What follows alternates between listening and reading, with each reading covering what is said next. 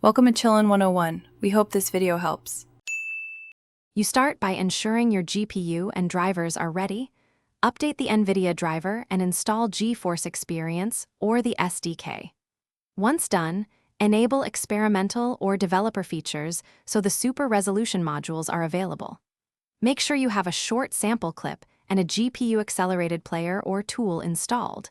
This lets you test quickly. You'll also prepare a destination folder and note settings you want to preserve, like resolution and codec. This avoids rework later and keeps results reproducible. You load the sample into the NVIDIA Super Resolution tool or SDK example and pick the target upscale factor. Common choices are 1, 5x, 2x, or 4x, because higher scales increase computation.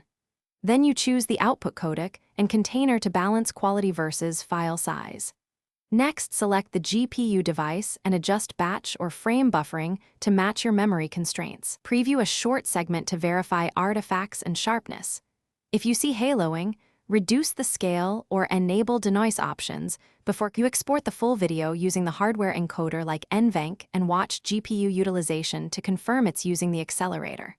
Once the render finishes, compare the original and upscaled files for detail, motion stability, and noise. You may tweak sharpening or denoise settings and re-export. If things go wrong, artifacts, crashes, or low performance, first update drivers, then reduce upscale factor or close other GPU apps. Finally, verify RAM limits and try smaller batch sizes. This resolves most common issues quickly. Thanks for watching.